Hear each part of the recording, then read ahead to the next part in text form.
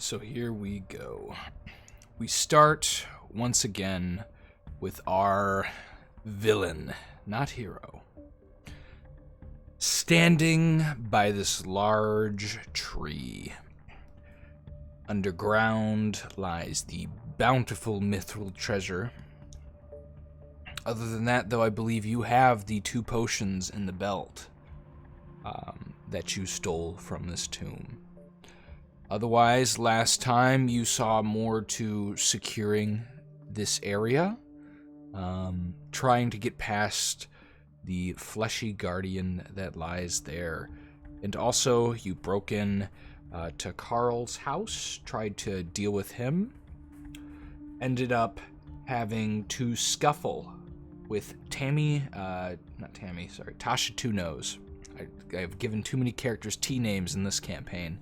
Tasha, Tammy, Tommy, and Toper are all names from the same town and having to do with the same plot. But you and your good old blacksmith Tarl. Yes, Tarl instead of Carl now. Everyone is T. They're all taking testosterone.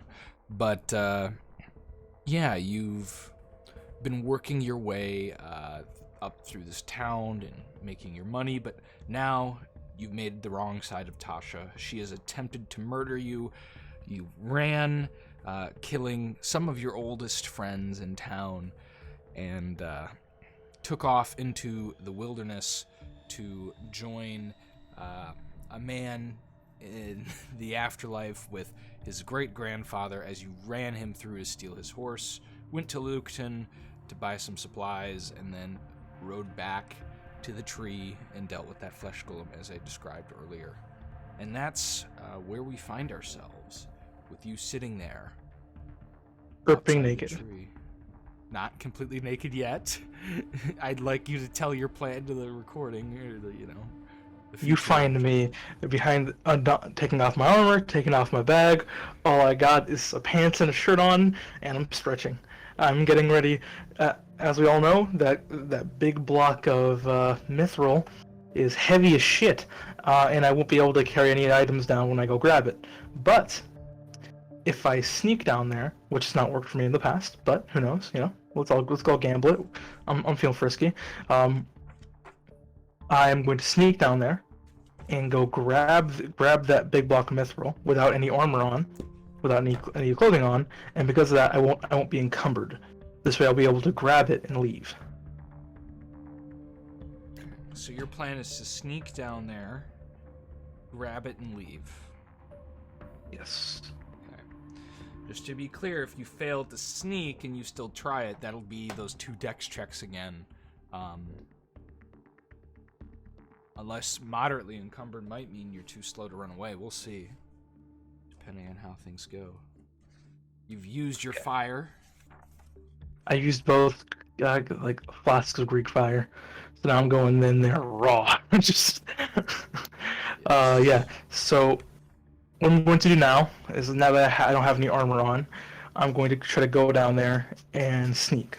This first check will be my hide in shadows, which is let's call that a pass. Let's call that a pass. What's the next one? Well, just for flavor, let's do the next one. And that one's a fail too. So I'm completely visible, and I'm and I'm making those noises when you move around that fucking that like when you're walking out from a pool and your feet are wet. And this keeps making that. This does make that encumbrance thing pretty important. So let me try and find that section to see your exact. I have the numbers if you need them. What is moderate? Moderate, 157. 157. What is your movement though? My movement would be 60, right? No, your movement slows down when you're encumbered. Oh, moderate. So yeah, moderate's half. I think it's yeah. My moderate's half, light's 1/3, and so heavy is 30 move. Severe is nothing, right? Severe you can't move, right? Is someone understanding these fractions, right? Mm-hmm. I believe so. Yeah. So yeah, I can move 30 feet per round. All right. Okay. Well, I go down there. Oh dear. All right. You go down there, you take a peek, you see the golem's lighting eyes stare back at you, and it starts to take a step as soon as you come to that flat area. Okay, where is he in position? Is he in the back of the room, or is he still in the once again? The back? And he's stomping towards you with his big, meaty, fleshy hands. All right. So, I'm going to, I guess, fucking dex check my first one to see if I can make it there, then the second one to see if I can make it out in time, right? Or does encumbrance change the rules I do? Once you make it there, you can grab the mithril, hold it in your arms, and try and run as fast as you still can. You'll end up having to carry it. It's the same dex rules to run. Is he still like slowed down from the fire earlier?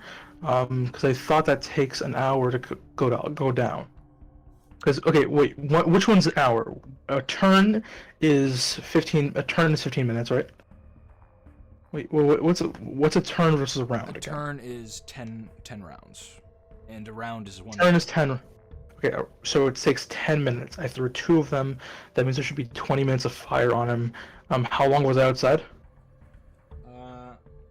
You had to take off all your stuff, so that's 1 round at least. So we'll just say 1 round. Yeah. So there's still. There's still 1 round of fire. Means he's moving at half as well. So he's at 15. He is very slow. Yes.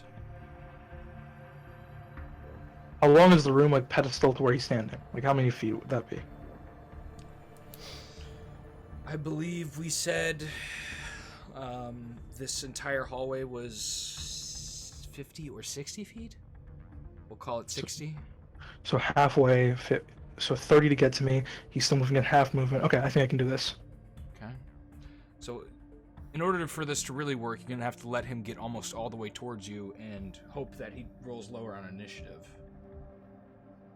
No? Oh, wait, if it takes him 15 to get within, it takes him two turns to get, 2 rounds to get in striking distance to me, right? If I'm understanding that right. Yeah. 2 rounds to get in striking distance. It'll take me. It'll take me 1 round to get there, but and then it'll take me 2 rounds to get back. So it'll take him 2 rounds to get to you. He takes 1 round. He moves towards you. Okay, so I guess roll initiative. Roll initiative. Posterity. He goes at 1.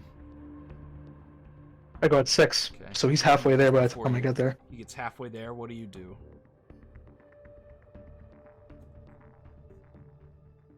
$30. So feasibly, I can do half my movement, get there, grab it, and get a quarter back. Because I won't be able to move 15. I'll be able to move half 15. 60. So 30 there, 15 back. Okay, I go and try to grab it. So you move your full 60 move that direction. It's 60 feet away? Okay, yeah. So I grab it, yeah.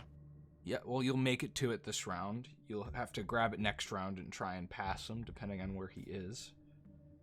Or it is, I should say.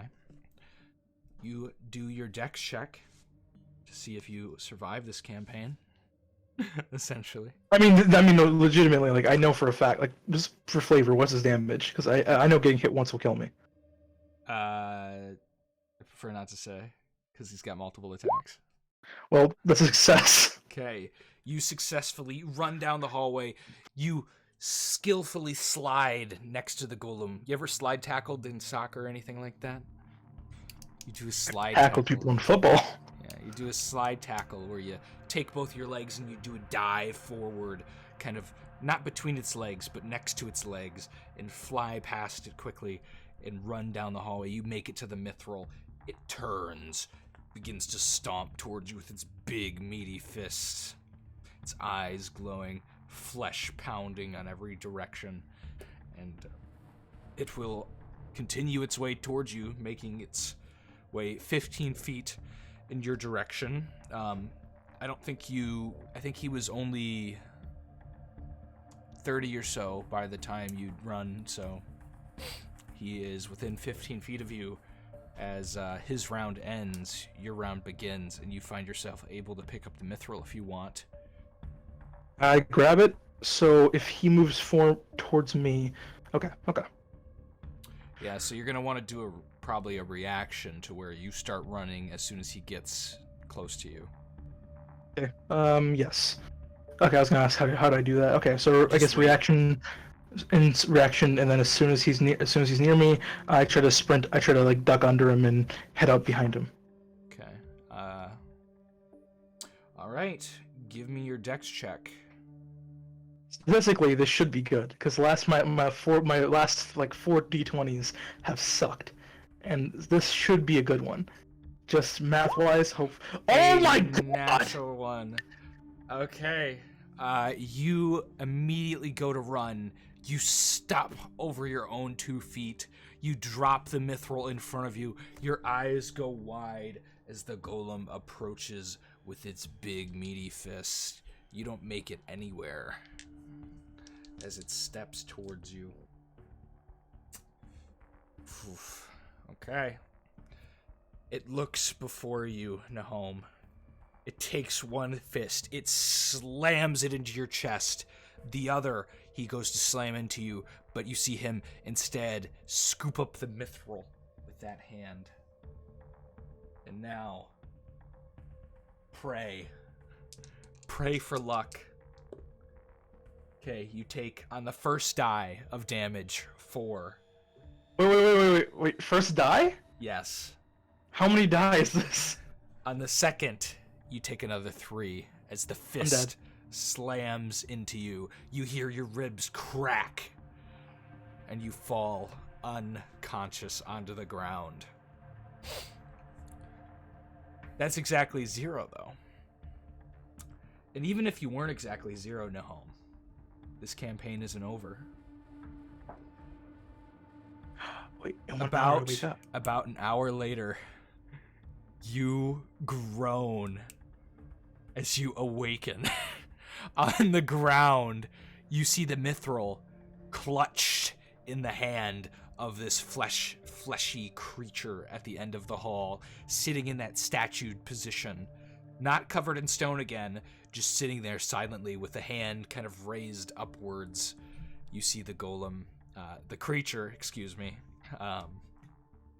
holding that piece of mithril in its hand as you wince in pain. You're at 1 HP on this ground.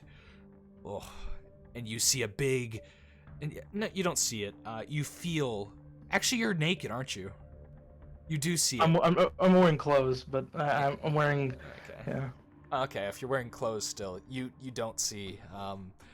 But you feel this, like, conglomeration of warts that have formed where you got punched in the chest. You feel cracked ribs, but they're starting to heal. At least one of them has. Okay, if I'm still okay, so he's holding it. It's no longer on the pedestal. He's holding it, and he's standing in his starting position in the back. He always sits at. Yes, he's holding it in the statued position, as you and I have not described. All right, I'll just come back at a later date. At this point, like, there's no fucking way I could actually at this point, I'd have to come back at a level where I'm strong enough to actually defeat him. So this is not happening anytime soon. As soon as I wake up, I make a beeline for the exit. Okay. Just give me a D10 for initiative. He goes at 3. You go at 1, and you sprint out of there in your clothes, leaving behind the mithril. You make it out of this old tree. You see your horse that you stole from the old man sitting there. I take all the tents and stuff, and I dump them. I take everything down, like all the signs of camp that were here, and I dump them into the tree, like into the hole in the tree, just so it's covered up and no one will, walk by and try to see. Oh, what's this camp about? That'll look like a pit full of tents, just as a note. That's fine as long as yeah, it won't blend, but that's I'm not I don't want people to call attention to the actual tree itself, and I'll say fuck it, I'll come back here when I'm strong enough to defeat that thing. But at this point, there's no goddamn way. Okay, that's fair. and you'll do that. It'll take around another hour or so to fill all those tents in the hole and just put a bunch of garbage there, kind of make it a little bit more difficult to access. And you heal another HP. You're at 2. I put my armor back on. I get all my shit, and then I decide, I'll come back here later. No matter what, once I'm strong enough. When I say believe I'm strong enough, I'll come back here. Then I leave. I get on my horse, and I decide I'm leaving the Monmail after I set up camp and kind of heal back up to full after a couple hours. Just as a note, oh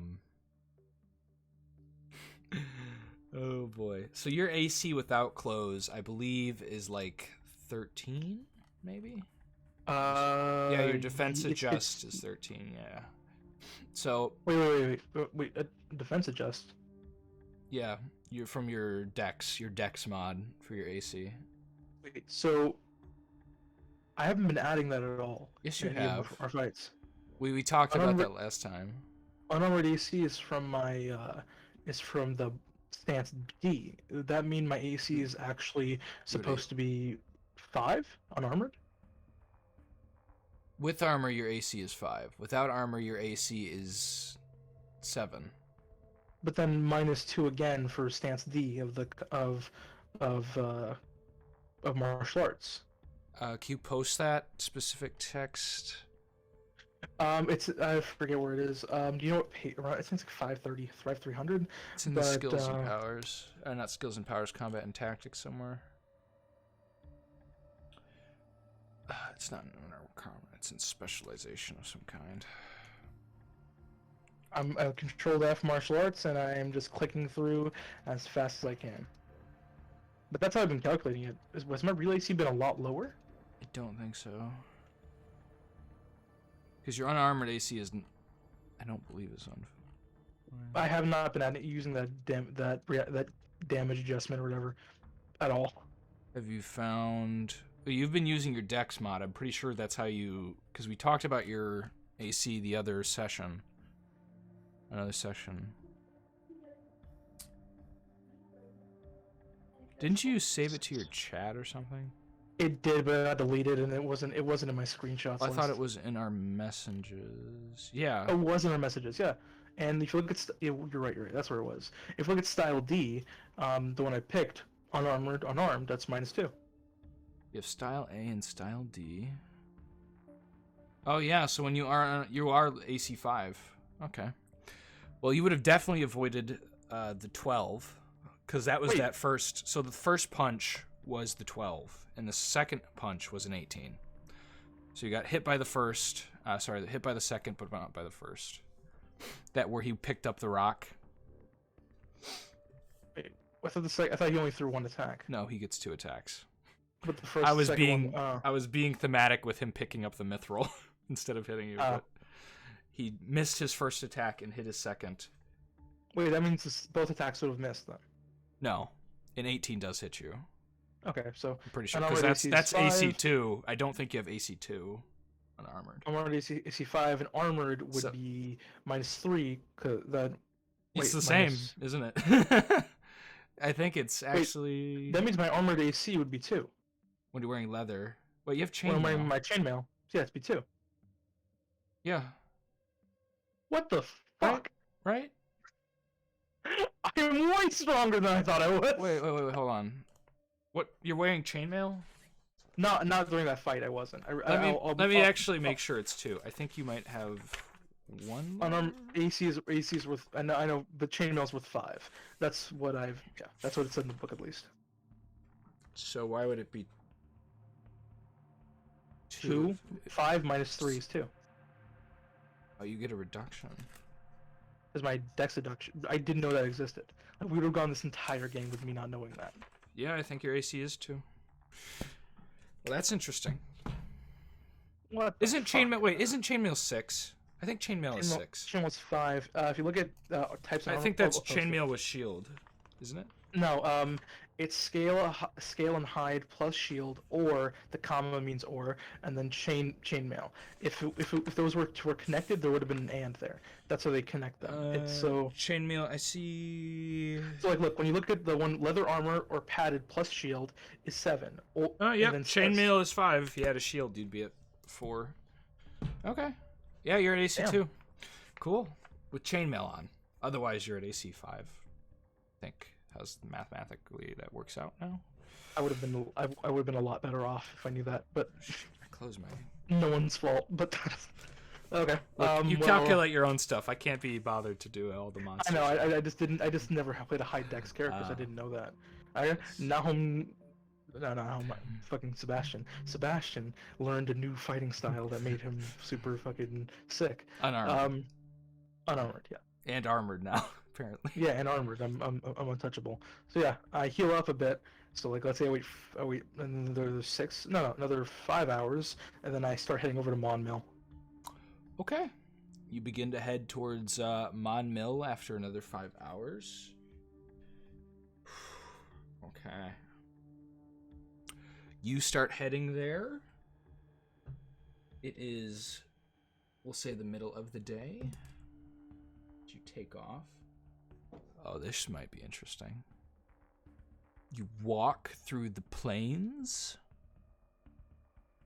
alone. I feel godly right now, by the way. You feel godly? I feel godly. Like this fucking AC boost was... Okay. As you feel so godly, Nahom, you're stumbling through these plains as I need a perception check from you. Basic success is all you need.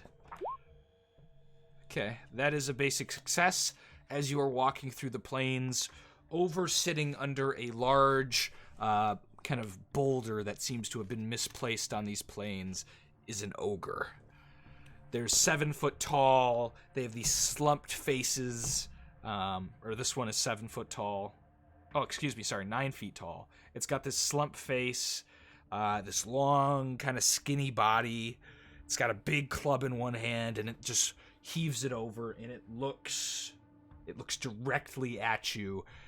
You almost directly meet each other's eyes as he is roughly 120 feet away from you, kind of standing there with his club. He looks to you, hefts it over his shoulder. I knock an arrow. You knock an arrow. You can give me your initiative if you're going to fight this thing. Is that your plan? Yes. Hey, you knock an arrow. He goes at 4. He'll begin to heft that big old club. I was rolling 10. 4. 14, 16. I have a question. I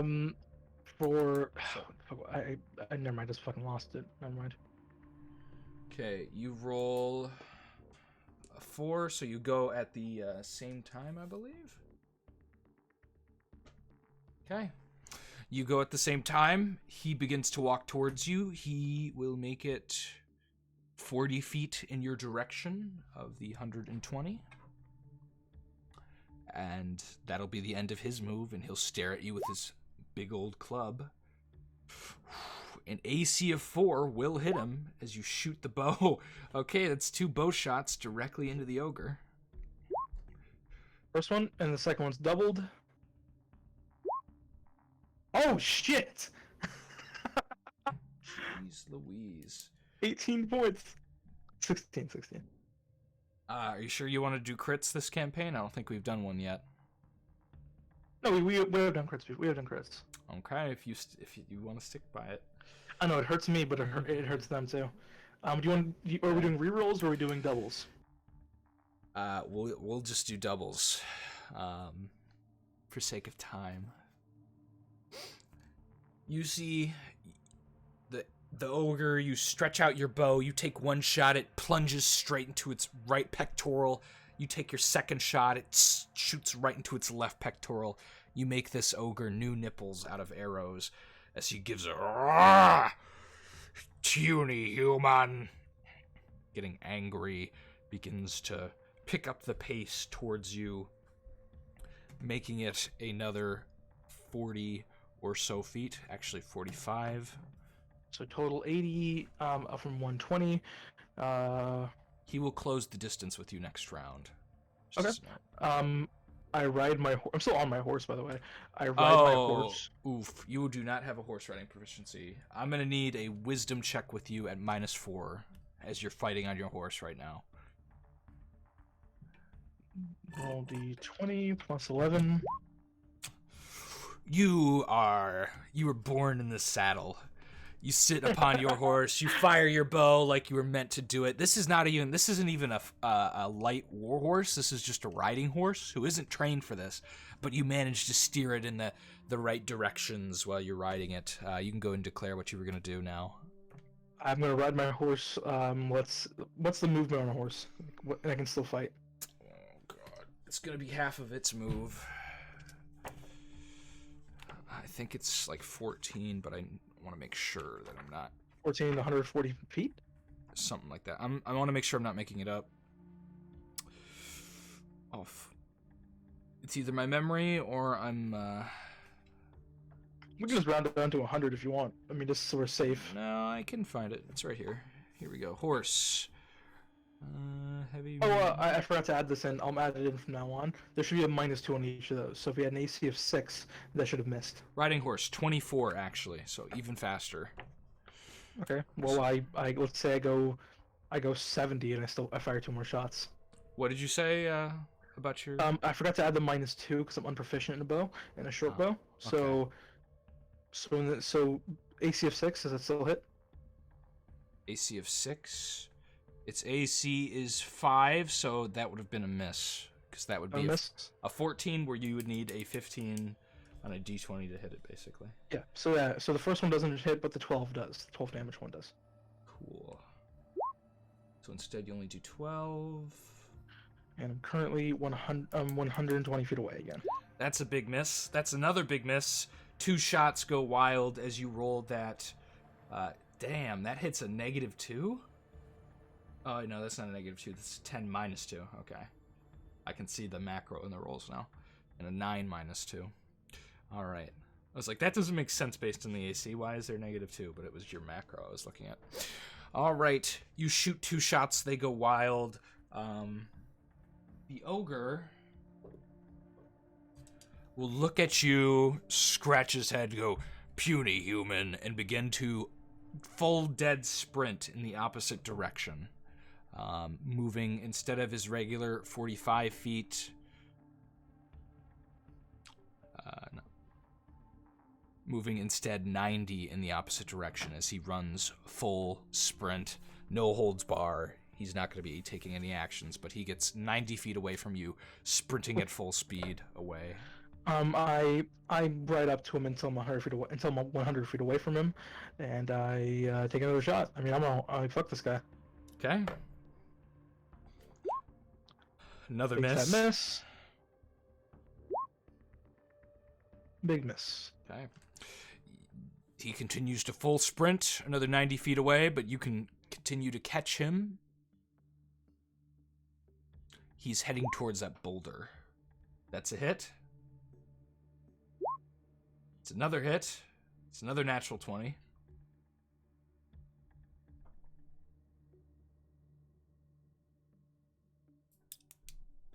So you go fight this ogre in the plains. First one. 4 damage. Oof. Second one. Okay. You shoot him once in the back of the shoulder, and you take your last arrow, and you shoot it out of your bow, and it goes through the back of his head, and you see it plunk in. You don't see it come out the other side, but he does fall as that arrow plunks into the back of his head. I keep a distant berth around him, and I look around the other side of the boulder. Fuck. Okay. You look around the other side of the boulder, and you see what look to be large throwing stones, maybe for this ogre. Yeah. So I rock up to his body. I loot him. Okay. You find some nasty clothes. You find this weird little badger pelt that looks like he's killed a badger and now wears it as a hat, maybe, of some kind, or a scarf. And other than that, you do not find any loot. He's naked. Beyond that. Okay. Look on the boulder, see if there's anything around here, any loot or from other travelers that he's taken or anything like that. Nope. Just All the right, throwing well, stones. I try to recover any arrows that can be recovered, and... Okay. You can give me a roll to recover half. I don't know what the Boyer and Fletchering stat is off of my head, but I don't think you're proficient in it. I did 8 shots in total. I have 20 shots remaining. What would it be? I am trying to find the Boyer. Fletcher, dexterity, -4, since you're not proficient.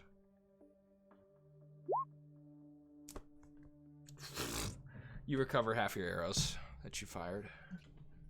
Okay. And that'd be 4. Back up to 24. Sick. Yeah, so I killed him. I'm just going to continue back on to Monmill. Okay. You'll continue to Monmill. You were about there. So it will take you about a whole day to get there. But you are on a horse, so that's less time. Just let me do this. What did I say? You said 240 for his full movement, 60 for me. Quarter of a day. So, I mean, like, if I was leaving midday, 4 o'clock, 2 o'clock. Give me a second. Oh, I did so 120. I'm doing my, it'll only take you half a day to get there. Half a day. Approximately. Cool. So I guess I get there by nightfall. And once I'm in Monmill, I inquire about a place to saddle my horse and a place. Oh, it's a huge fucking city. I inquire about a place to saddle my horse and find like an inn for the night with a stable. Okay, you do find an inn. Let me get to my Monmill thing. You walk towards this town. As you look over it, you see many of the buildings are dwarf-sized, and as you're getting past the outskirts, you begin to see many more dwarves than there are humans. You see these short little folk. Most of us know what dwarves are, the typical Gimli-looking folk. Most of what you see are males. In fact, all of what you see are male dwarves with their long beards. Some of them have pickaxes. Others have other various tools and implements they use for their working life. But you do see mostly dwarf-sized homes as you enter this town. Although there's plenty of men-sized homes as well, but they tend to be further on the outskirts. And you can find yourself in this poorer section of town over here. You are on this map, right? Yep. You can find your poorer section of town over here. You can find an inn, and I believe it is called, yes, the Wilted Rose. Looks to be the kind that would fit your social class. There's also a middle class inn if you want to stay there, called Fickelstein's Freckle. How much is a middle class inn? It is slightly more. For room and board. And would I know if there's a thieves guild in this area? You are aware that this is the hometown of the Copperheads, that rival gang of Tasha Two Nose. But you don't know how to make contact with them. Common is 5 silver pieces, /3, so that's going to be 5 silver pieces a day, 3 gold for a week. Is the price conversion. It's for mid? Okay. Yes, for the common. It's only 5 copper for the poor, but that's you basically sleep in a big room with everybody at the poor one. Okay. Well, I go to the mid-range one, and I stay in for the night. I get a drink, and then I get my lodgings. You stay in for the night. As you enter, you see a large, bellied man flipping what look to be flapjacks over an open grill behind the bar, and he welcomes you. He goes, "Hello, traveler. Welcome to my tavern. I'm Finkelstein, and these are my flapjacks. Would you like one? I would love one. Okay. He will serve you up flapjacks. I only focus on this because this is a campaign staple from another campaign I've done. So I don't know if it was recorded, but Hey, Finkelstein. While I'm in town, I was looking for a armor smith, and a weaponsmith, and a place where I can get a saddle. the big hairy man strokes his big gut, looks at you. Weaponsmith and a saddle, eh? Well, we got smiths here. You find one over in the Craftsman district. Plenty of different ones. Definitely weaponsmiths, definitely armor smiths, and toolsmiths. We are a mining-centric town and need all three.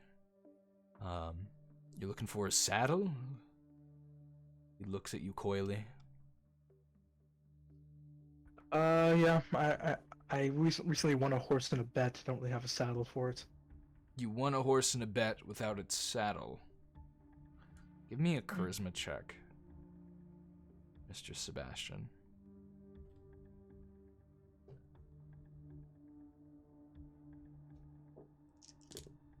Let me pull up my charisma modifier is 16. I can never lose. I lost. You did lose. He gives you a large eyebrow, gives you an up and down once again. Does he care? Does he even care is the real question. He goes, yeah, there's a groom over, and he points in the direction of a groom to the west, a little bit outside of town. Appreciate it. How much for lodging? I would like to pay for lodgings for 2 nights. 5 silver a night, so 10 silver, 1 gold. If you're only staying 2 nights. I send him. Is it cheaper if I get a week? It is You get a cheaper bulk discount? if you get a week. It is. I think so. Yeah, 3 gold. 3 gold. Yeah, I'll pay him 30 silver. Okay, you pay him 30 silver, and he goes, got a room upstairs, got a nice bed. You get free flapjacks as you stay. These things look great. Yeah, they are delicious. They're fluffy. They got a nice layer of butter and a little tiny, not a lot, just a little tiny drizzle of maple syrup is given to you for them, and you can pour it on the top, and it's just delicious. It's the sweetest thing you've probably ever tasted. You're not from Wealth. 1 second. You've probably never had this before. As we wait for Nahome to resurface.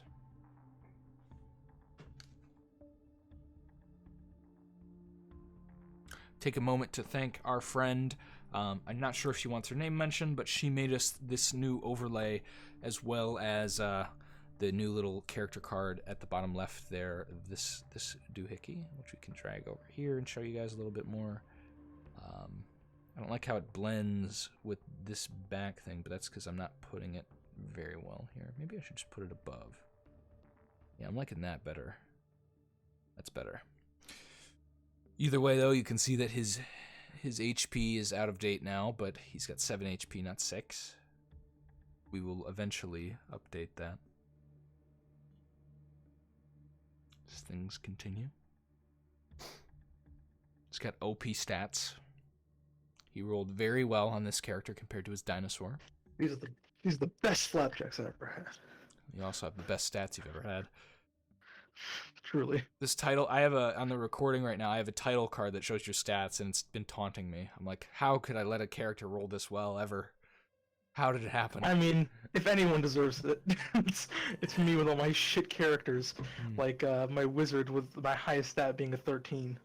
Hey, there's a popular D&D show out there right now called Tombs of Scoria. I don't know if you know the streamer Destiny, but yeah, he does that Tombs of Scoria show, and they have a wizard in their party who only has 13 int, and he knows the struggle. He has so much trouble learning any spell. It is just like a pain in the butt. Dude, it's terrible. Like at least my that character, like I think you gave him to me at like 5th level, at 4th level I think. Yeah. So at least like I had spells learned already. Is that but, like, Charles Winslow? That was Charles. I think it was Charles that had like, because Gian had a decent int, but the rest of it was shit. But like he had a decent int. It was like a 15 or something like that. But like, yeah. 13 means you have a 55% chance. So basically half you're having. You're rolling or flipping a coin to see if you get a spell. Like you're above average, but you're aiming for MIT. It's not going to work out for you. You don't Like, realize you're how just above bad that average. is until you roll it and you're like, holy fuck, like there's a 50-50 shot. I just don't get any spell I try to learn. No, I remember specifically saying, okay, I'm gonna do. Oh, he's gonna be super damage dealing, whatever. And it's like, oh, you didn't get fire. No, I got fireball. You didn't get electric hand. It's like, oh, okay. But You you were a got Murdoch's generalist feathery too, right? flyer. So you didn't Yeah, I even get a was a bonus generalist. to I didn't. specific He was a spells. generalist. Which I need to remember to give Teo. I think there's a subtraction from a specialist as well. I need to look up that roll, but I don't think I've been doing that to him. I think I've been too lenient on spell learning. But that's for another day. That's for tomorrow morning at 8 a.m., unfortunately. My schedule looks like that. Yes. I did miss Tuesday because I had internet hiccups, which was upsetting. Had a cable issue. We can get back to our campaign. You're eating some flapjacks. I would describe the nice butter layered over them with a little drizzle of maple syrup. And yeah, these are probably the first time you've ever had flapjacks, being of your social class. This is fucking great. Or syrup. Like what's the limit on what he can give me? Well, without paying. He goes, free flapjacks for every customer. I've never had to limit one. So, don't overdo This is it. the best thing I've ever eaten. I'm gonna have 2 more orders. He'll give you 2 more flapjacks and go, there you go, enjoy. At what point will I get sick? Give me a con check. So you scarf down enough flapjacks to make a man hurl. I heard the thing, but is your con 16? It is 16. I thought it was 15. Wrong. Nope. Wow. I con too. This character's too OP. 17, 17, just a pass. 16, 9, 11, and 16. You managed to hold down 10 flapjacks, and he goes, all right, buddy, all right, that's enough. It's enough. I say fine. I say I haven't eaten good in a couple days, but this was incredible. I thank you, sir. And then I waddle my way upstairs. Okay. You waddle your way upstairs. You find a nice, soft bed with a feathered pillow. Lay your head on it. Just living the good life. It's so great to live on the savings of a man I knocked out and destroyed his livelihood of. Yeah, so I sleep, and when I awake, I go downstairs. You wake up. I eat some more flapjacks. You go downstairs. You eat some more flapjacks. You see Fickelstein is not here, and instead a nice woman greets you and gives you the flapjacks. She's cooking them instead as well. I ask, are you Fickelstein's wife, daughter? Daughter. Well, nice to meet you. You as well. Your name? You can call me Aaron. Nice to meet you, Aaron. And she'll hand you your food. You'll scarf it down, and what do you do today? What's the agenda? Well, first I head over to the smithing district, Okay. and once I'm there, I look for like I don't know, a pretty good smith, like the one, I guess, one with good reputation. Okay. You will meet a pretty good weaponsmith. His name is Job. I open my bag and I show him a sketch I have of a certain weapon. It's basically a set of gauntlets. Is this no bueno? You'll look it up and down. It's a pretty fancy thing you're asking for. Custom items like that usually cost in the hundreds of gold. Say the three. hundreds of gold. Take me about a month to finally craft these, and say they cost about 300 or so gold. Looks at you. I just say, wow. Okay. I'd have to redesign them completely, frankly. This is a mess. I get the picture, but you're clearly not an engineer or a weaponsmith. I'm really not. Well, I'm sorry for wasting your time. I need a general quote while I was I was thinking of a new weapon to fit my style, but I didn't think it would cost me this much. While I have you, I don't know how familiar you are with the value of ores. I've been trying to get into maybe the mining business. Just generally, do you know how much how much ores cost, like iron, gold, like top to bottom, like per pound, I guess. It's relative to the specific metal and also the market that you're in. Here in Mon Mill, we harvest a lot of iron and copper from the iron hills. Mostly iron, though, and so iron is cheaper here than it would be elsewhere, and it's taken and sold at a premium in places where they do not have iron to smith. Same with our tools. We tend to export elsewhere.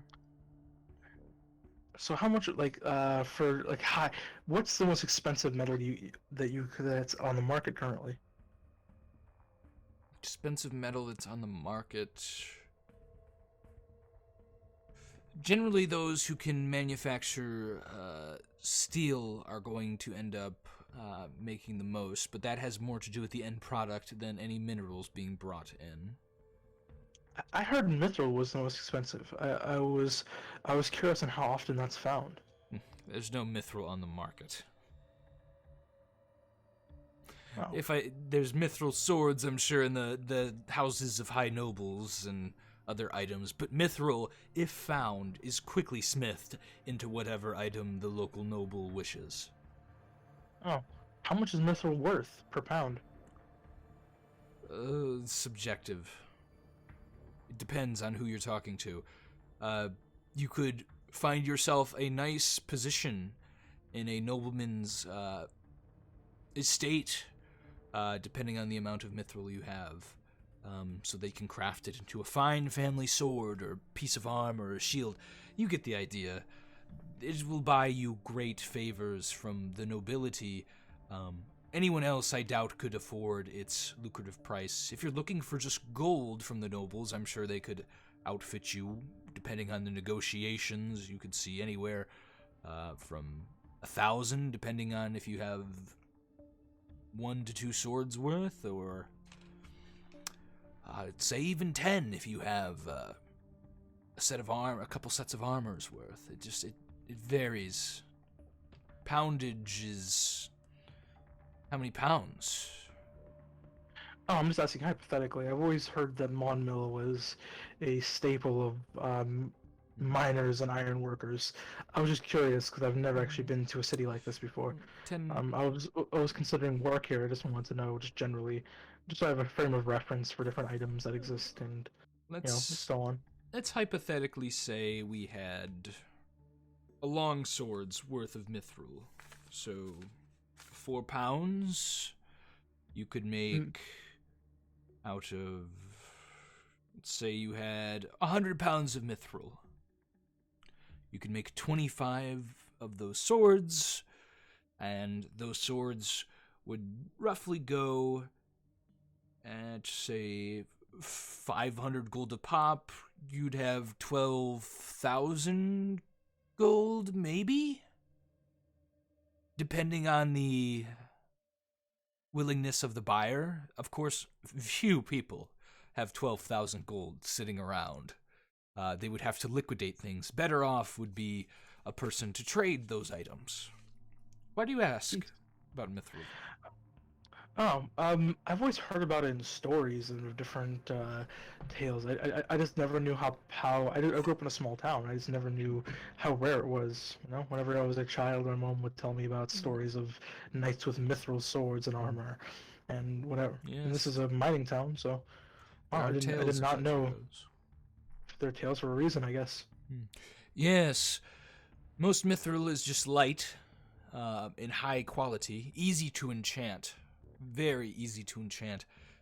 Those wizards, they speak often of, the necessary equipment to get the job done. Magi Dolph always goes on about it, and Wenry, the local invoker with a magic shop in town. We are blessed with many wizards here in Mon Mill, as we are a rich and thriving settlement. Oh, while I'm in town, could you actually put me in the direction of this magic shop? I was looking to get an item looked at, and Yes, Wenry, she is 83. She is over near the center of town. He'll point you in the direction of where the merchant district is right here. And you can make your way to a magic shop if you want, or continue to ask him questions. I tell him thank you. Obviously, I'm gonna have to save up for this big item, and I head over to the merchant district to go try to the magic kind of area, to go see if I can get these potions identified. Okay. You go over to the magic shop. You will eventually find it in this market district with the directions given to you. You see a small a large two-story building. It's got windows on the top, and at the bottom floor you see nice potted plants that lead you into what looks to be a pretty regular shop. Besides, when you open the door, you're meted with all kinds of scents and smells.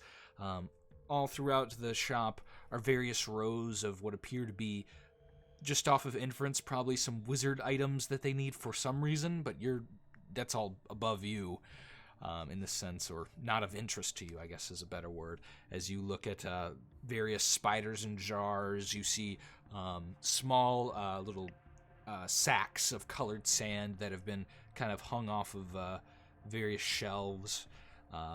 Little tiny prisms of various colors in every spell component under the sun as you enter the shop. And sitting on an old wicker chair is a much older woman who looks to be around the age of 83 with long gray hair. She looks kind of a little bit overweight, and she has a blood red robe on and a large pointy red hat. She goes, "Hello." Hello there. Welcome. I have a couple of questions I need to ask you. I don't know much about magic, so your help would be, I believe some of your expertise may be of help.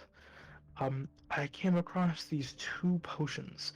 I was wondering if you could figure out what their purpose is. For a price. Okay. How much would it be to get these two potions appraised? I could determine their contents for 10 gold. I give her 200 silver. Okay.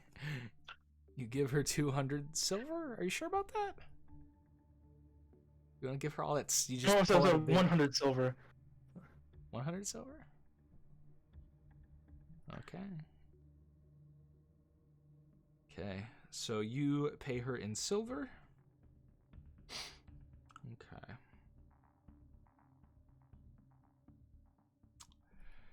So...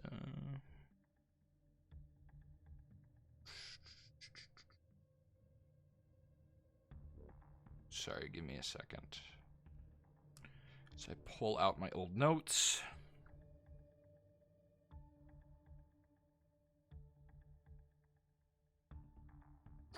She looks coyly at the money. She doesn't even bother to count it. She'll stuff it into a small lockbox that she produces from under her shelf. Puts it back. Looks at the potions, and she will take out a couple of beakers. You've probably never seen glass beakers before. These things are very rare and very expensive, and she will slowly pour a tiny bit of the potion out and begin to mix various powders into it, look at it. She goes, "This red one. You see this red? This red potion is a healing potion. It will restore 3... Are you writing this down?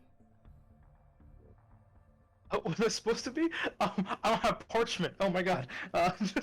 I'll remember it out of character. I'm writing it down in my character thing. 3d8 HP. It can be drinking? It can be drank in intervals." She raises a long fingernail barely trimmed for years. How many intervals? Long. 3d8. Oh, okay. I thought it was like 3d8, like 3 times. Okay, 3d8. Okay. Yes. You can drink 1d8, 2d8, or you could drink the whole thing. She says that in D8? not those terms, but Of course. she speaks. She goes, you can drink it in factions, and it will heal you approximately for a whole man size, is how she translated it, because a man is usually d8 HP, so. Heal you a whole man's worth. Did it regenerate limbs? No. That is a major piece of magic. Other than that, this other potion, she looks more seriously at you, is a potion of protection from electricity. It will automatically give you at least half damage. She does not say this again in these exact words. To electric attacks. It'll make you resistant to electrical attacks. 4 1d8 rounds. Okay. I drink the whole thing? Yes. It is a one-time use. Otherwise, it will provide no benefit or be wasted.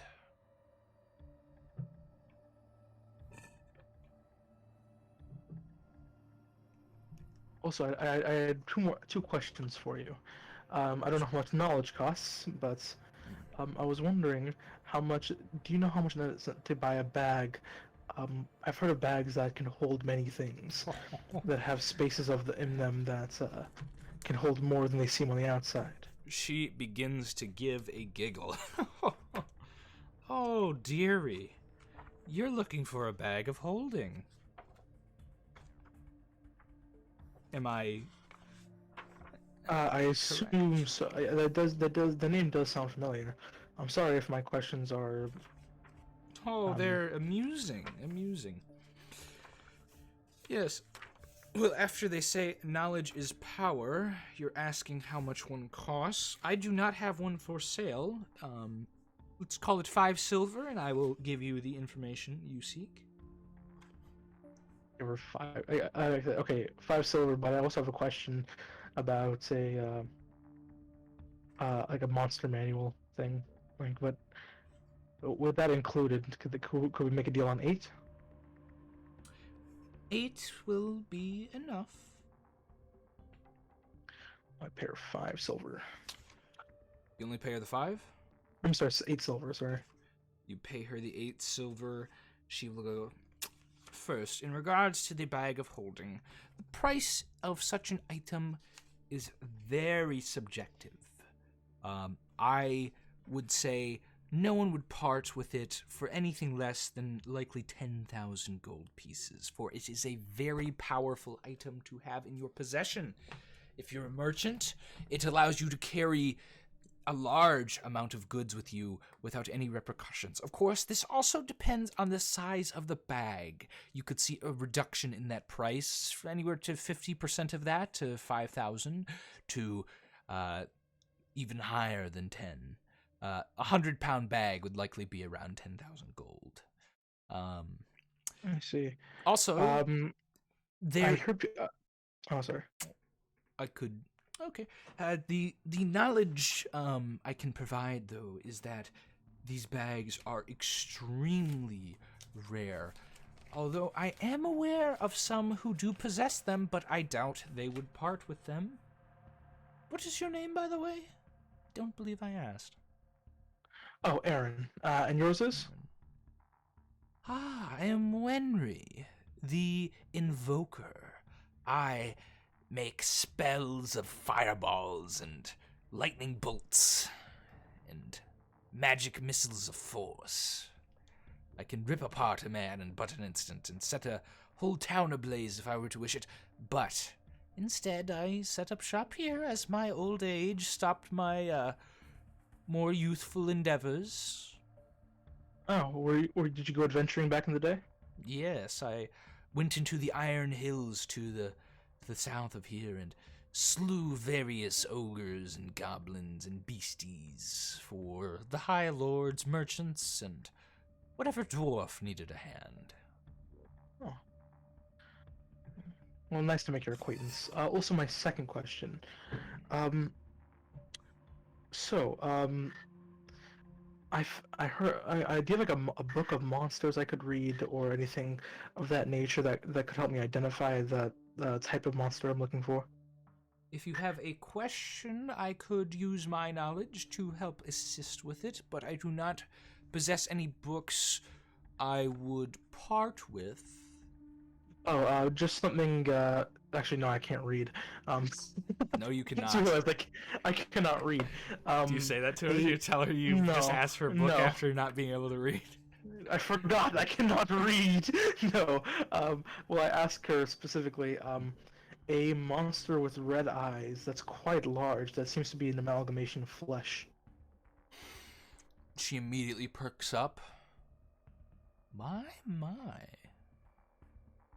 Yes, you are referring to a flesh golem.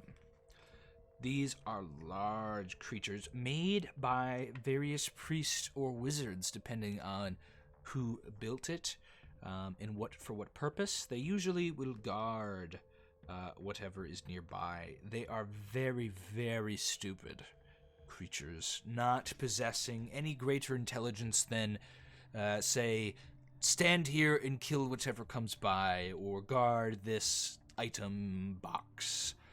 Move forward and kill. You could potentially send one, say, go kill them, and point to a group of people, and it would indiscriminately kill them, just whoever was closest, not having any other rhyme or reason. Do you know how strong they are, or does that vary? Oh, they are incredibly strong. They have 2 large fists they use in battle, and they can rip apart a man very easily. Now, this follow-up question is like, okay, when I ask this question, and I'm not trying to be this guy, but like, would I ascertain like what their hit die is and what they roll for damage if I ask follow-up questions? She will say, generally speaking, they are about 9 of man, nine regular men worth of health, but that is not why they are so appealing. They are easy to hit, of course. However, you need a magic item to strike them, or a spell. Is Greek fire magical? No. Oh. Now everything makes sense. Okay, now it seems like now I understand why I wasn't doing Although any there damage. are things that will slow them, fire and cold will slow them, and electricity actually does the reverse and heals them of any damage taken because it reinvigorates their flesh. Well, thank you. Do you know any like local if there's like a dungeon or some place to explore for items or wealth nearby? You're looking for a job? Yes, in the adventuring sense. She looks you up and down. What sort of skills do you have? Well, I'm pretty decent with I'm pretty decent with a sword, and I'm pretty decent with a sword, and I'm pretty decently strong. I can also take something out of your pocket without anyone noticing, but that's not really a skill people like to have me around for. Yes. I could use someone, but it is a very dangerous task. What would that task be? Before I agree to anything. Are you familiar with the hill giant? Hill giants. Didn't they kill that guy on the way in? It wasn't You an killed ogre an now. ogre. Generally, I noticed they stay wary of them. I believe I saw. No, it was a troll on the way in. Either way. Yes, in the Iron Hills, we'll go back to this map. Drag it over here in a second. In the Iron Hills, there are these hill giants, and I do not need you to slay one, although I do not know how otherwise you would achieve such a task, but I need a lock of their hair. I would be willing to pay handsomely for this. For I How have much? had a request of a spell component from a friend in the Borrowwood. Oof. She looks you up and down. For a lock, 50 gold. For more, if you get me a whole head of giant's hair, we could call it 100. 100 gold. Yes, quite the price. The cost of a pearl. In fact, I would likely pay you with such a thing, as I have a few sitting around from my identify spells. She scratches her chin. I know what you want me to do. I'm not going to do it. This belt is. I'm not going to identify this thing for a while. That's not what I asked. Okay, I'm just making sure. That's just the convenient way a wizard would store their cash, is in pearls to have for identify spells or to liquidate if they need to. Okay. If I find more, if I'm able to find more, will you give me more per head, or do you just need one head's full? If you can find me another head, I will give you another, say, 50, and beyond that, that would be more than I'd ever need. 2 giants' heads full of hair would be enough. If you bring me body hair, young man, I will be very displeased, and you do not want to incur the wrath of Wenry, the Invoker. Typically, this one is more of a job question. How strong are hill giants? You ask her? Yeah. About 12 men, give or take, although their major strength is their ability to basically crush one with the strike of a fist or a club. They also tend to hurl boulders. Again, I don't know how you would achieve this task. She looks you up and down. You don't appear to be a major hero. I see no magic on you at first glance. Do they have? And she starts to peer over you again. Do they have infravision? She looks at your belt. What is that? There. A belt I was able to. Hold still. She casts a spell, and you see her eyes go a little bit wider. She goes, "Interesting, young man. Do you have a question for me? What is that?" It's a belt. It's a belt I found. It seems to be a magical item of some sort. Where, pray tell, did you find it? That's a trade secret. I would not like to hear that someone's missing a magic belt somewhere nearby. I will write my wizard companions if you don't tell me the truth. I can tell you. Don't wizards have the ability to see the truth? Or is that priests? I always forget what the magic casters. That is a priest spell, but you have no idea about that. I ask her. I can see right through you.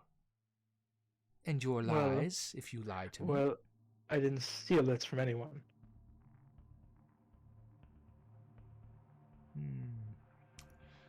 Where did you find it? It must be an interesting story. Here, have a glass of wine. And she produces a glass of wine, already uncorked from under the counter, pours it into a glass and hands it to you. Drinks directly out of the bottle herself. Charisma check. Is this poisoned? Just, I mean, do I feel any ill intent from her? Sure, go ahead. You can give me a charisma check. Truth serum or some shit. You sense a deep curiosity more than anything else. She's quizzically looking at you up and down. She's bobbing her head towards that belt. That's the front feeling you get, but beyond that, her intentions are unknown. In all, I take a sip of wine. Fine. I said, in all honesty, when I was referring to that golem, I was able to find. I was looking through a tunnel, and I was able to find that, and I was able to find this belt, these 2 potions in the belt. I was wondering what that monstrosity was. I almost didn't escape there with my life. You escaped a golem. It's a very interesting tale. It hits hard as shit, yeah. Yes. And this is a decently powerful magical item. Generally, how much do you think it'd be worth? Worth? You would part with it? I'm just wondering. I'll give you 1,000 gold for it from my stash. 1,000? Yes. This belt has saved my life a couple of times. Frankly, in my business, I find my life worth more than 1,000 gold. She frowns. Well, I appreciate the business opportunity. I will try to find those locks of hair for you.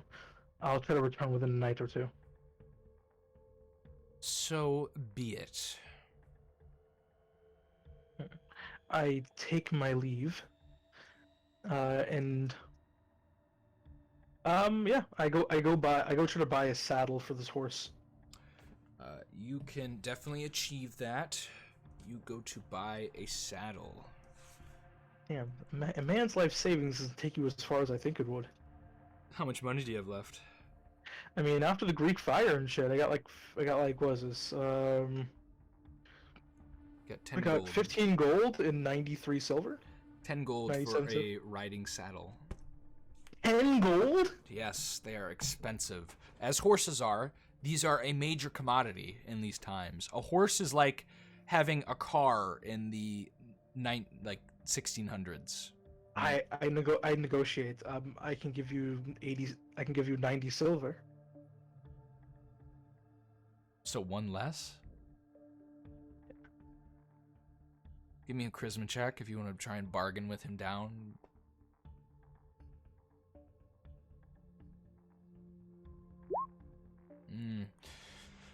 I got an old used saddle you can have for that price.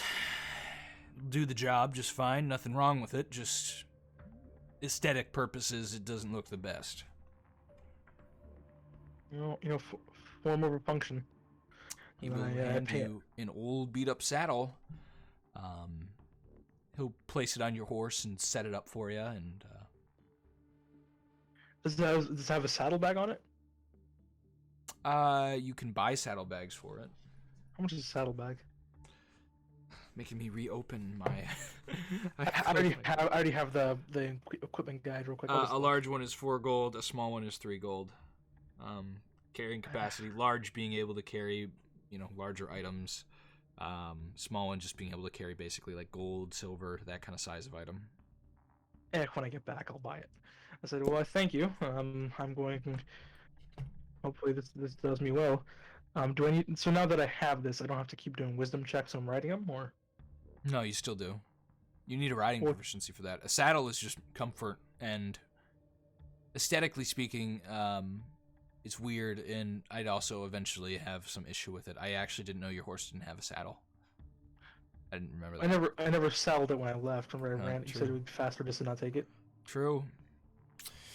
Right. It must have happened. It slipped my mind, but now that you have a saddle, you will not incur having to do constitution checks while you travel in the future, but you should have been doing it. Okay, well, I know that my horse is saddled, I kind of go into the, I wait till, I go into the, wait, I asked the girl earlier, you never answered. I asked the wizard, but she got distracted. Did the trolls have infravision? I mean, the hill giants. She will ponder this back in time. Flashback. Oh, God. Where's this information?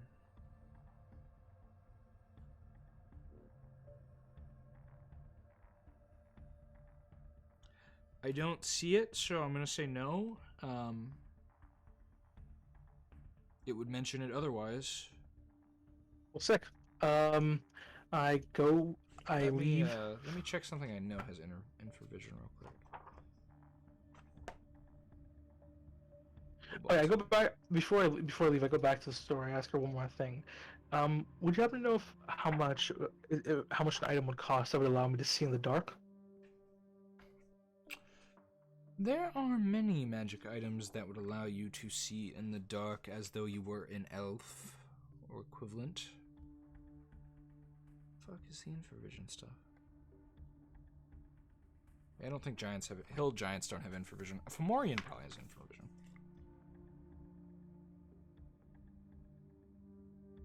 Combat. Sorry, you've distracted me with this question because I'm not seeing the infravision stuff on the monster's manual for this stuff. Maybe it's just supposed to be inferred. I don't think a hill giant would have it, and I don't see it just glancing at this. I do not feel like reading the whole thing right now, but I'm not seeing the words, so I'm going to stick with the no.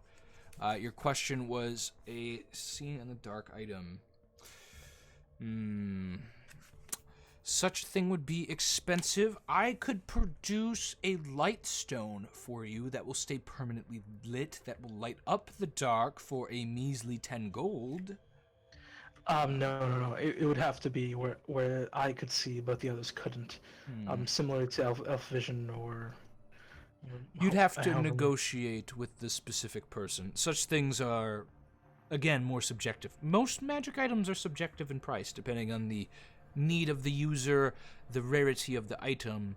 I will say this item is more common than that belt and anything else you've brought in here today, except for the health potion.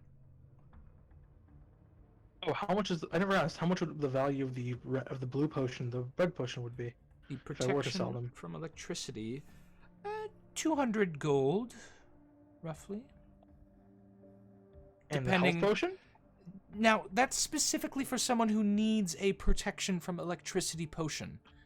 Unless they need it, they probably wouldn't buy it from you. I would buy it to sell, and I would buy it at half that cost, say 100 gold, if you want to sell it to me. And the health potion? Assuming it would save someone's life 3 times over. Those are very, very common. That one's particularly powerful, so I'd say 60 gold. I'd buy it for you for 30, and to resell. Although you could find an able-bodied warrior who could probably buy it. I'm not sure if there's one in town at this moment, but if you wait around, an adventure will sure come. I could hold it for you, take 10% of the sell price. I think I'd be willing to sell the blue potion for the chance to potentially buy that those goggles that I was looking for, the night vision item. I could do the same deal where I hold it in my shop, I sell it, take a fee, but I can't promise that'll be anytime soon. It could be months before anyone comes for such a thing, to years. I see. Well, or I could buy it for half. So you don't have any idea how much that could you procure while I'm gone? Would it be possible for you to look into someone who does have an item that would allow me to see in the dark? I could write some letters. They would take time to deliver. I do have some carrier pigeons around here somewhere. Squabbles. She looks up to the rafters and you see a small bird fly down and land on her finger. Yes, I could inquire with my friend in the Barrow Wood if any such items have been seen. It would cost you some amount of gold. such information is prized? Well, it'd be quite important to my trade. So, how much are we willing to? How much would you be willing to to inquire about the item? We could hypothetically negotiate it based on what I come back with from the hair of the troll. Yes. Let's say 10 gold upon delivery of the information to you, of course. I see. I would not charge you for no knowledge. That's fair. Well, hopefully that'll come out of the sale of troll's hair. I'll be back in, let's say, 2 days. It's not far travel, but setting up a situation where I would be able to, steal the hair would be ideal. And do be careful. Giants are very vicious. Yes. I will. And then I leave. I leave and I try to go over to. I ride towards the hills. And try to look for a giant. Don't think it'll be too hard. So you ride towards the hills on your horse, looking for a giant, specifically a hill giant. 45. Okay, oh wait, I need to get on the right table. And after this, I'm going to ride to South Van to fight a bug sorcerer. Okay. Nope. You ride for the hills. The first part of the day is kind of uneventful. You find yourself getting closer to the dip. No. I keep fucking using the same voice of characters. I was trying at the beginning of the campaign. I was trying to do a different voice, but I keep going through the peasant me a voice no matter what, because I'm just defaulting to whatever I think Lord of the Rings sounds like. That will happen to you. As you are traveling, eventually it's getting late, and you're looking for a place probably to rest, or you might need to book it home. But before you make that decision, you see a dark cave opening, and you might wonder what's inside. You might be like, oh, that's a nice place to rest. But you come across a pretty significant cave opening that appears to lead down from the moonlight that begins to shift and show you just the very opening of this cave. I saddle my horse. Not saddle. I leave my horse at the entrance, and I try to take a look inside. It is dark. Do you have torches? I do, I think. Okay, so I didn't get rid of the one I had last time, so I should still have the other torch. They do from expire. The cave. They expire? Yes, 30 minutes of use for a torch. I do not have a torch then. Do I have a torch? No, I do not have a torch. Oh, shit. Well.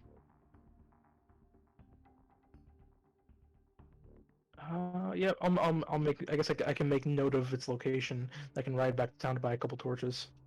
Okay. Come back at night. It is night.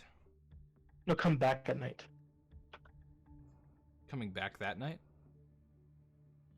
What are you doing? You're going to town again for torches? Is that what you said? Yeah, I'm trying to go buy torches and come back. Okay. It is late as you go through the hills. You could do that. Ooh. Not the same night. I'll leave the next following morning, just so I can following night, just so I can at least explore darkness when they're sleeping. So you stay here, or do you go back? No, I head back. I head back so I could at least make it to town, so I can sleep there, and then I can leave again. That doesn't work. Okay, this is... You rolled for a golden dragon to descend on you. Okay. Oh dear. You are going through the hills. Give me a perception check, and you need the greatest success you've ever had. Can I roll a couple bullshit ones? Let's get out of the way. Nope. Okay. You are completely surprised as your horse screams out in pain as you look to your right. You see below your horse is an 8-foot-long jaguar-type creature that shimmers and kind of like shakes in the darkness. It's got these two strange little tendrils shooting off of it at the top of it. Oh my fucking god! Flying No upwards. way. A long tail. Otherwise, it looks to be like a jaguar, but kind of with a bluish tint. And it will attack twice at your horse, striking both times. And you will begin probably to fall. It depends. Actually, I don't have 2d4 out of my bag right now, so I need to do a 4d4. Why the fuck did it have to be Displacer Beast? 7 damage. I actually need to roll the health on your horse. You want to roll it? It's 2d8 if you want to. I'll roll it. D8s. I'll roll them individually just for fucking. Oh. Bam. Your horse goes down as you begin to fall. You have a tumbling proficiency. You don't even need a check. Oh wait. I rolled just 1d8. I said roll them for individually. Oh, okay. I thought you rolled that together. All right. No. So your horse is just barely alive as it screams out in pain. Give me initiative for you and your horse, the Displacer Beast, as I think you out of game knew what this was. I did know what it was. Goes at 8, so no need to hide I rolled 1 from you. I know I can't fight it. As it hisses, it gives a hiss as it lurks. I full sprint my horse. So if I full sprint, I can go 240 without attacking. He will get an opportunity attack on the horse, as his natural claws still count as weapons. Even with him, can I flee with a horse? Like full, like half movement and run, or? Yeah, you can do half move. Oh, what's the AC of the horse? I'm assuming 10. I believe it's 11. Make sure. Yeah, he rolled a 15 and an 18, which I know is much higher. So. Then I'll just do the so I don't get an opportunity attack. Okay. And try to book it. That means what is it, 120 feet? Yeah, you'll make it away. I'm straight fleeing. I know I can't hit this thing. 2d4 for two attacks each, or is that 1d4 per attack? Oh, I thought you were disengaging with your horse. Are you disengaging or are you fleeing full movement? Oh, disengaging. 240 half was whatever, 120. Yeah, you'll make it most of the way away from it. It does not pursue. You see as it slumps back down into a bush. You see its little yellow eyes kind of staring at you. You know that thing cats do where they change their eye shape? You see that off in the distance, and it's very creepy. But how common are Displacer Beasts? Very rare. Almost as though you rolled very high on a table. The table of gods. I'm thinking whether or not I can shoot it, but it'd probably come with some penalties to hit.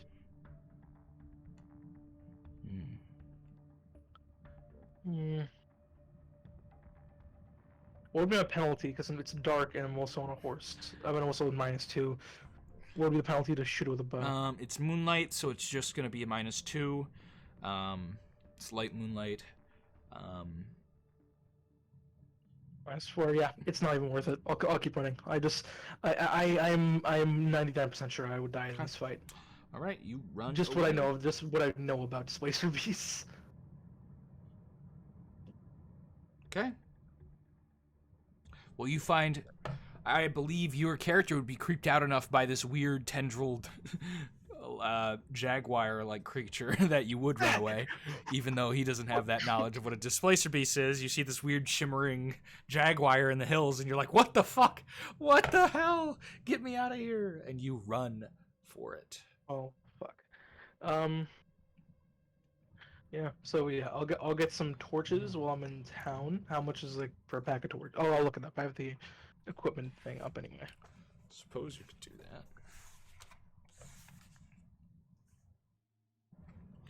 Torch. I'm gonna look too. I can get a hooded lantern. You could, and lamps will last longer. But they are way more expensive. Yes, a beacon lantern is very directed and is easy to shut, so it's a little bit more controllable. Where a hooded lantern, you would just have a hood you pull up and down. I actually don't know what a bullseye lantern is off the top of my head.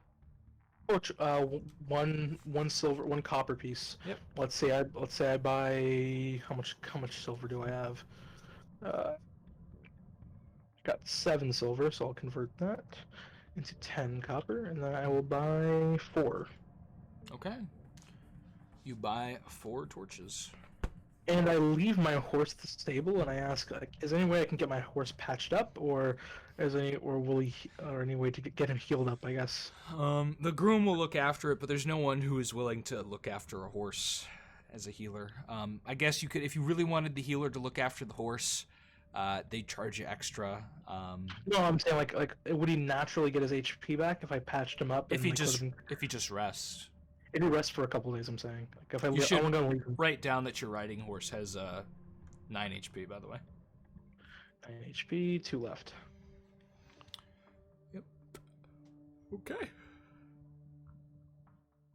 Yep. So I will. Can I give him a sip of red potion? You could, yeah. If you want to use that health potion on a horse. So this is friendship of a lifetime. No. Yeah, I'm gonna leave him here for a couple days. I'm here for a week anyway. I'll leave him here and I'll go back into the hills and try to go back towards that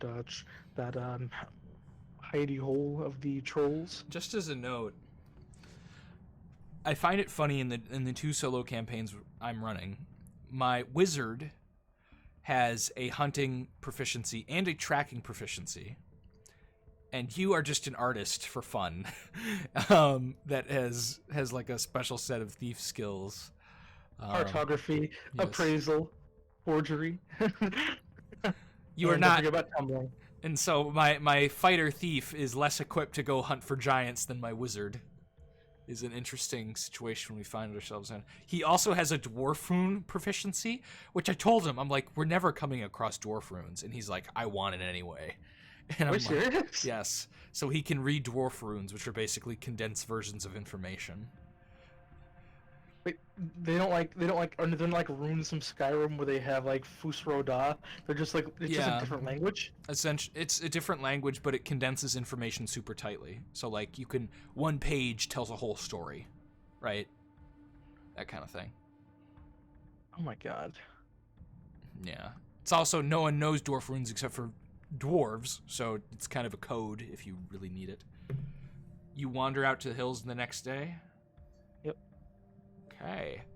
As you're wandering, you see off in the distance a group of orcs just kind of sitting on a hill, peering outward. You see them looking around. No perception check. Group? How many? Yeah, three orcs looking over. One of them has a large long bow. The other 2 appear to have some sort of saber. Looks to be makeshift, though. Maybe like they made it themselves. It looks rough. Oh yeah, can I go around them? Can I go like around them to make it to the hill? Yeah. You're going to the cave? Oh. Yeah, I'm going around them. Fuck that. It took me like 4 attempts to actually kill the other single orc. I'm not fighting 4 of them. You go around them. They don't pursue you. They eventually do catch sight of you. You catch eyes with them. They look at you and snarl. The bow gets drawn a little bit tighter, but they leave you alone as you wander through the hills. Damn your reaction adjustment, by the way. Everyone is not rolling hostile except for the Displacer beast. You've rolled a lot of encounters here. Is that what happens? Is that what happens? Like when when I'm like walking through areas, that's what decides whether they attack me or not. Yeah, your reaction adjustment turns hostile, indifferent. What is the word? Hold on. What is the word I'm looking for? It's not. I just actually read tumbling, by the way. Yes. If I ever wanted to, say if I was in a situation where I needed to, dodging like, thing. Yeah, that is godly. We've had this conversation a couple times. I'm not sure if it was on stream or recording, but I mean, I forgot about it. I fucking forgot about it completely. This is very good. Wait. When unarmored, a character with threatening hostile can also normally able to improve his attack roll by 2. The bonus, if any, the character will. What the? I'm not adding that already. Am I adding? No, that's what the +2 to my punches are. Yeah, the +2. That's what it was. Okay. I remember now. Yep. You haven't gotten Thaco yet. You haven't leveled with your warrior. What's the plus for proficiency? Is that just 1 or just no minuses, right? No minuses, yeah. And then eventually with a warrior, you're gonna get Thaco adjustments too, which is as soon as you level, basically, with warrior. Sick. Which means a +1 every level is pretty standard. Oh shit! Nothing for rogue, right? No, because your warriors are always going to be better, so you'll take the better Thaco. Oh, I see. Yeah. Okay. Well, I will make my way to the cave. You make your way to the cave, and you get there. It's dark inside. So they don't have infravision. Is it night or is it day? It is day. Or do I see any hill midday, giants on the horizon? As you are close to the dip, you do not see any hill giants on the horizon. I light my torch and I go inside. Can I do a move silently check just so I don't get noticed? You begin to go sneakily. You can definitely try that. You can give me both if you want, or just one. I passed, I think. Okay. You pass your thing then? If that is a pass, I will believe you and choose to... No, it is not, actually. It is not. Fail. That's my hide in shadows. Okay. By 1. It's 35 for my move silently. Hide in shadows is 40. Okay. So that was your move silently? Yeah. Okay. Give me your hide in shadows.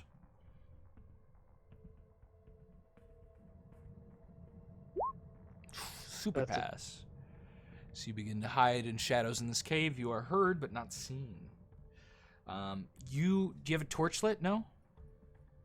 Yeah, I do have a torch lit. But wait, when hide in shadows? Oh yeah, that does not work. I forgot you had a torch lit because there are like, no shadows for you to hide in. You are the center of light. Excuse me. You begin to wander in to this cave with a torch. I guess I just have to hope they fail their perception check. Around. You begin to walk into this cave, and hanging from the ceilings and all over the ground, you see large mushrooms of various shapes and colors and sizes. You begin to continue to walk in. The cave leads down and begins to spiral. Very strangely, it spirals almost like a spiral staircase as you wander down through the spiraling tunnel. Eventually, you come to this large chamber, and immediately you catch eyes with these strange 2-foot tall people who look back at you, but they're not just people. On the top of their head, you see a large mushroom cap, and as their body goes down, they look to be stalkish, as they have these weird little three-pronged limbs and these large stubby feet. They look, though, not humanoid like a stalk. They look more like a stalk person than they look like a human body, you know. They have no hips, essentially. They are just like a stick figure down from the top of their head. They have white eyes, and you see about 40 of them in this cavern kind of all stare at you. One sits above the others on a large kind of fungi throne that is twisted and formed at the base of this chamber. You're about 40 feet away from them as they stare at you, and some of their heads cocked to the side.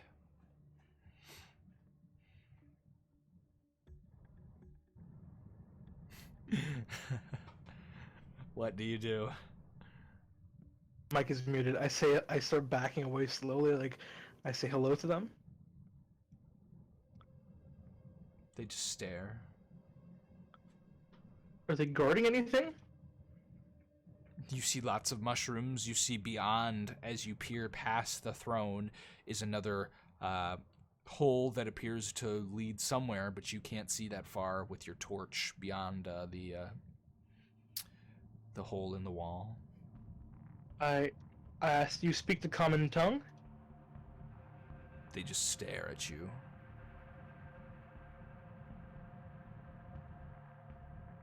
Okay, it looks like I passed my reaction adjustment. There's 40 of them? Yes. And one man on a throne, not man. One of them is on a throne that is their size. So none of them are humanoid. I tried Thieves' Cant. They're also only 2 feet tall. You try Thieves' Cant. No response. They just stare. Didn't we fight these things before in the other campaign? No. Out of game. You Okay, fought something very similar. You fought something very similar to these things, but they're not the same. They stare at you. Are they poisonous mushrooms? I don't know. I don't know how to react to this. I say I'd like to pass to that hole behind you. If that's not okay, can you at least give me a reaction or something so I know I can turn around? They just stare. Are there any big footsteps here? Is there No. big footsteps, or is it just mushrooms? They're just mushrooms. You see various fungi. You don't see any footprints. And they're moving? They're moving, yes. They stare at you. They cock their heads. They have little eyes. A couple of them spread out a little bit as you enter the cavern. None of them approach you. The one on the throne looks at you. When I get closer, they're parting way for me, or they're just literally just. So you get closer? No, fuck that. No, You said as you get closer, so. When I was getting down there. Okay, yeah. No, I turn around. I'm coming back. I'm gonna ask questions of the wizard lady later, but I am profoundly bothered by what I've just seen. I will come back and explore this bitch later. I just don't think I can survive 40 different attacks. I mean, realistically, if I did come in here, hypothetically, if I did come in here, arms guns blazing, could I survive attacks by 40 different fucking funguses? No. There wasn't a question you're supposed to answer. Yeah. I'm not asking the question. I know you can't answer it, but I'm just realistically, there's no fucking way. There's no way. Yeah, I'll come back here with some more Greek fire later or something, and I leave. As you leave, I want to go grab dinner, so let us take a break, I think, unless you don't have more time tonight. Oh no, I have nothing to do tonight.